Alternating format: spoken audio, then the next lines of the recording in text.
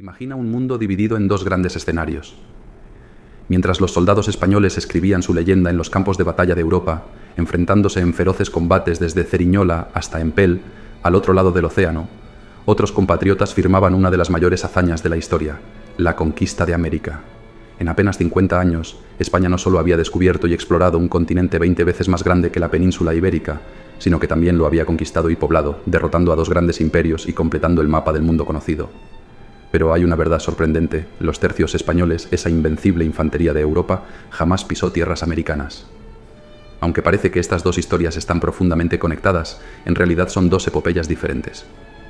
Las hazañas de los tercios y la conquista de América se escribieron con estilos y protagonistas muy distintos. ¿Por qué? Vamos a descubrirlo. Los tercios eran la élite militar del siglo XVI, conocidos por su disciplina y su capacidad para vencer en los campos de batalla de Europa. Desde el norte de África hasta los Países Bajos, pasando por Italia y Centroeuropa, estos soldados representaban el poder de la España imperial. Sus victorias resonaban por todo el continente y, en muchos casos, cambiaban el curso de la historia europea. Pero mientras los tercios forjaban su reputación, la conquista de América ya estaba en marcha. En 1530, los tercios ya eran una fuerza temida en Europa, pero al otro lado del océano, conquistadores como Hernán Cortés, Núñez de Balboa y Francisco Pizarro estaban haciendo historia. Sin embargo, los tercios nunca participaron en esas campañas. No cruzaron el Atlántico. La conquista del Nuevo Mundo fue algo completamente diferente a las guerras en Europa. No hubo ejércitos regulares, ni grandes unidades militares al estilo de los tercios. La clave de la conquista fue la iniciativa privada. Los conquistadores no recibían órdenes de la corona para organizar ejércitos. Todo lo hacían por su cuenta. Si un hombre como Hernán Cortés o Francisco Pizarro quería lanzarse a la aventura, primero pedía permiso a la corona. Y después organizaba todo. Financiaba su expedición, reclutaba a sus hombres y se convertía en el único jefe de su propia empresa. Estos conquistadores no solo lideraban a sus tropas, sino que también asumían todos los riesgos, ya que el éxito o el fracaso dependía exclusivamente de ellos. No había ejércitos permanentes ni tácticas elaboradas al estilo europeo. Eran grupos pequeños pero decididos, liderados por hombres con una ambición imparable. Es cierto que en el continente americano solo existió una unidad que se podría comparar con los tercios, el Tercio de Arauco, formado en Chile. La influencia de la experiencia militar española de finales del siglo XV y principios del XVI es innegable en la conquista de América. Aunque los tercios no estuvieron presentes en el Nuevo Mundo, muchos de los conquistadores habían participado en guerras anteriores que dejaron una profunda huella en su forma de combatir. Alonso de Ojeda, por ejemplo, había luchado en la conquista de Granada, al igual que Ponce de León. Pedrarias Dávila era un veterano tanto de esa guerra como de las campañas en el norte de África. Y no podemos olvidar a los Pizarro, Francisco y Hernando, quienes pelearon en las guerras de Italia, o a Pedro de Candía, que participó en la legendaria batalla de Pavía. Valdivia y Aguirre, por su parte, también se curtieron en Italia, siendo testigos del saqueo de Roma. Sin embargo, lo más sorprendente es que las operaciones más complejas de la conquista de América no fueron ejecutadas por estos veteranos, sino por hombres sin experiencia militar en Europa. El asedio y la toma de Tenochtitlán, la operación táctica más asombrosa de toda la conquista, fue dirigida por Hernán Cortés, quien no tenía historial militar europeo. Y si hablamos de la logística más complicada de todo este periodo, la de abastecer a los hombres del Perú desde Panamá, no fue obra de un militar experimentado, sino de Diego de Almagro, un hombre que había salido de los rincones más humildes de la sociedad. A pesar de todo, hay un espíritu de la infantería española que sí llegó a América. Esa esencia que animaba a los tercios también se dejó sentir en las múltiples batallas que los conquistadores libraron en el Nuevo Mundo, generalmente en alianza con las tribus indígenas. En las campañas de Alvarado en Guatemala, por ejemplo, durante la década de 1520, se emplearon tácticas que recordaban a las de la Reconquista, como el uso de la caballería en el Tornafluye, aunque Alvarado jamás luchó en esas guerras. Del mismo modo, la táctica de los cuadros cerrados de arcabuceros, que ya se empezaba a usar en Europa, apareció en batallas desde México hasta Chile, a menudo en manos de hombres que jamás la habían visto empleada en el Viejo Mundo. Esto nos lleva a una conclusión interesante. Existía una cultura militar específicamente española, tan arraigada que no necesitaba de formación profesional para ser conocida y empleada. Esa cultura, que nació en las guerras de la península y de Europa, viajó en los barcos y se desplegó en cada batalla, convirtiéndose en una parte integral de la epopeya americana. El escenario táctico que los españoles encontraron en América era radicalmente diferente al de los campos de batalla europeos. En primer lugar, los españoles eran siempre una minoría dentro de sus propios ejércitos, que estaban compuestos mayoritariamente por aliados indígenas. Un ejemplo claro es el de Hernán Cortés, quien marchó sobre Tenochtitlán con aproximadamente 1000 soldados españoles, pero respaldado por un imponente contingente de 100.000 tlaxcaltecas y texcocanos. Sin embargo, estos guerreros nativos combatían a su manera, por lo que era imposible aplicar con ellos las tácticas europeas. Además, el terreno también jugaba un papel crucial. Las batallas a menudo se desarrollaban en selvas densas, donde formaciones cerradas resultaban impracticables, o en grandes llanuras, donde la caballería podía marcar la diferencia. Esto creó una combinación única de condiciones que obligaba a adaptar las estrategias de combate.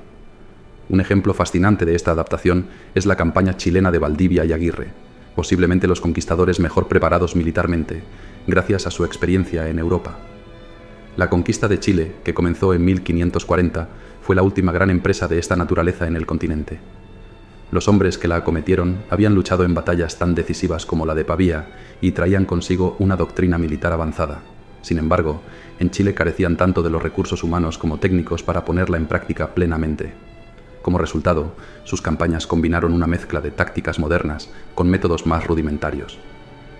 En la batalla del primer asentamiento de Santiago, los hombres de Aguirre, apenas medio centenar de soldados, entre los que se contaban 32 de caballería y 200 aliados indígenas, utilizaron descargas de arcabuz propias de la guerra moderna junto a cargas de caballería que parecían sacadas de las guerras púnicas.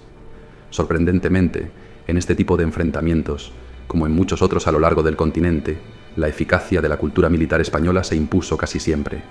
Al igual que en Europa, donde los tercios resolvían batallas decisivas, siendo solo una pequeña parte del contingente, en América, unas pocas decenas de soldados españoles podían inclinar la balanza a su favor, incluso cuando la mayoría de los combatientes en ambos bandos eran indígenas. Esta superioridad táctica y doctrinal de los españoles fue precisamente la razón por la cual se formó el único tercio que existió en América, el de Arauco, en Chile, y su origen fue tan trágico como inesperado. Durante la conquista de Chile, los españoles se enfrentaron al pueblo más belicoso del continente, los mapuches. Aunque primitivos en términos de civilización, los mapuches eran extraordinariamente guerreros. Valdivia tuvo enormes dificultades para contenerlos, pero finalmente logró infligirles varias derrotas decisivas y mantener el control del territorio al norte del río Biobío. Durante una de sus campañas, Valdivia capturó a un niño, hijo de un cacique caído en batalla. Decidió criarlo como parte de su propia familia, y ese niño fue Lautaro. Pasó 3 años con los españoles aprendiendo todo lo que podía, el manejo de las armas, cómo montar a caballo y utilizar la caballería. Pero un día, en 1552, Lautaro escapó y regresó con su pueblo. Lo que ocurrió después cambió el curso de la guerra en Chile. Lautaro no solo volvió a los suyos, sino que les enseñó todo lo que había aprendido de los españoles. Los mapuches, quienes ya eran temidos guerreros, ahora contaban con su propia caballería, ejecutaban movimientos coordinados con toques de corneta y llevaban a cabo maniobras que imitaban las tácticas del ejército español. Al año siguiente, Valdivia fue asesinado por los mapuches de Lautaro, y su muerte fue brutal. Lautaro desató una verdadera campaña de terror, que no solo afectó a los españoles, sino también a las tribus indígenas que habían sido aliadas de los conquistadores. Aunque Lautaro finalmente fue capturado y ejecutado por sus propios enemigos nativos, su rebelión en 1553 marcó el inicio de la Guerra de Arauco, el conflicto más largo que los españoles enfrentarían en América. Algunos historiadores se refieren a este conflicto como el Flandes de las Indias, y no es exagerado. La duración y el coste en vidas y recursos hicieron de la Guerra de Arauco el desafío más grande que España tuvo en todo el continente. Las rebeliones mapuches no solo continuaron durante el periodo colonial, sino que se extendieron incluso después de la independencia, llegando hasta finales del siglo XIX. Para los españoles, la pacificación del territorio al sur del río Biobío se convirtió en una obsesión. Tras 30 años de constantes levantamientos, en 1583 llegó a Chile el nuevo gobernador, Alonso de Sotomayor, un veterano de las campañas en Italia y Flandes. Su primera medida fue solicitar a la corona un contingente de 5.000 soldados para enfrentarse a los mapuches. Sin embargo, Madrid solo pudo enviarle 200 hombres. ¿Por qué? Porque en esos años, como ya hemos visto, España estaba inmersa en la reconquista de Flandes bajo el mando de Alejandro Farnesio. Los mejores hombres de la corona, como el propio Sotomayor, fueron enviados a las Indias, pero los recursos y las tropas no podían dividirse más. Sin el apoyo que esperaba, Sotomayor se vio forzado a adoptar una política defensiva, aunque esta no siempre funcionaba como él deseaba. Además, las Indias eran un frente en constante estado de necesidad, y el gobernador pronto lo comprobó. En 1592, Sotomayor viajó a Perú en busca de refuerzos, pero en lugar de recibir el apoyo que buscaba, se encontró con que había sido relevado de su cargo. Sin embargo, su aventura no terminó ahí. Fue enviado a Panamá, donde los corsarios ingleses amenazaban las costas. En 1595, Sotomayor se enfrentó a los piratas británicos de Drake y Hawkins en el Caribe. Durante el ataque a Portobelo, los corsarios quedaron aterrorizados al escuchar los pífanos y tambores que usaba la exigua defensa española, los mismos instrumentos que acompañaban a los tercios en Europa. Aunque en realidad no había tercios allí, el sonido de la infantería española era inconfundible. Finalmente, los barcos españoles de Tellez de Guzmán lograron derrotar a los corsarios ingleses, y Sotomayor volvió a cubrirse de gloria. Pero mientras todo esto ocurría en el Caribe, la situación en Chile seguía siendo crítica. Los mapuches seguían causando estragos cuando en 1601 llegó un nuevo gobernador a Chile, Alonso de Rivera, un veterano de los tercios de Flandes. Rivera había comenzado su carrera como soldado raso y había llegado a ser sargento mayor tras luchar en Maastricht, Amberes y las campañas francesas. Al llegar a Chile, encontró una situación catastrófica. Los mapuches habían destruido 7 ciudades españolas y asesinado al gobernador anterior. El contingente militar español estaba reducido a apenas 1.200 soldados. Es importante recordar que España nunca tuvo un ejército de ultramar regular. Lo que en Chile se llamaba ejército era en realidad una banda desorganizada. La carta que Rivera envió al rey para describir la situación es reveladora. En ella dice: «Estaba esta gente tan mal disciplinada y simple en las cosas de la milicia que nunca tal pudiera imaginar ni me sería posible darlo a entender. Certifico a vuestra merced que es esto en tanta manera que los soldados españoles son más bárbaros en ello que los propios indios, que ha sido milagro de Dios, conforme a su proceder en la guerra y en la paz, que no los hayan echado de la tierra y degollado muchos años ha». Rivera describe una guerra sin sentido ni rumbo, donde los españoles no habían aprendido nada de los cambios en la forma de combatir de los mapuches, quienes ahora utilizaban caballería con una destreza sorprendente. A pesar de estos cambios, los soldados españoles seguían empleando las mismas tácticas que habían usado décadas atrás, como si el enemigo no hubiera evolucionado.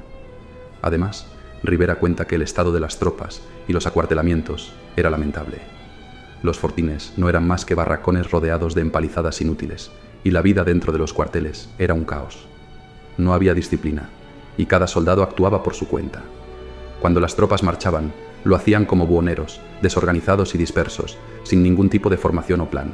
En combate, las tácticas eran las mismas de medio siglo atrás, con cargas de caballería que ya no causaban impresión a los mapuches. Rivera estaba desesperado ante esta situación. Sabía que pedir refuerzos a España era inútil, pero tenía una idea clara. Necesitaba un ejército profesional y permanente para enfrentarse a los mapuches. Así que formalmente solicitó permiso a la corona para crear esa fuerza en la Araucanía. Finalmente, en 1604, llegó el permiso real, y Rivera, curtido en las duras batallas de Flandes, estaba decidido a organizar las cosas a su manera. Rivera transformó el caos en un ejército de verdad. Restableció la disciplina, organizó un censo de varones en edad de luchar e impuso el servicio militar obligatorio. Además, creó talleres de herreros y carpinteros para fabricar el material militar necesario, asegurando un suministro constante. Implementó un sistema de financiación y abastecimiento estable, dedicando tierras colonizadas exclusivamente para sostener a las tropas. Con visión estratégica, construyó una línea de fortificaciones en el río Biobío, clave para contener a los mapuches. No solo se conformó con lo que tenía, abrió las filas del ejército a voluntarios del Virreinato del Perú y de España, consolidando así una fuerza más robusta. Los ataques y la guerra continuaron, pero ahora los españoles en Chile contaban con una fuerza militar permanente, capaz de defender su territorio con mayor efectividad. Este fue el nacimiento del Tercio de Arauco, una unidad militar creada en un contexto de constante conflicto. La Guerra de Arauco, que comenzó con las primeras rebeliones mapuches, se prolongaría durante 3 siglos, y aunque hubo treguas y momentos de calma, fue una de las guerras más largas que enfrentó España en América. Esta lucha, por su magnitud y duración, merece un capítulo aparte, uno que refleje no solo la persistencia de los mapuches, sino también la tenacidad de los españoles por mantener el control en uno de los territorios más difíciles de dominar en el continente. Una guerra de resistencia, de adaptación y de estrategia que dejó su huella en la historia de ambos pueblos.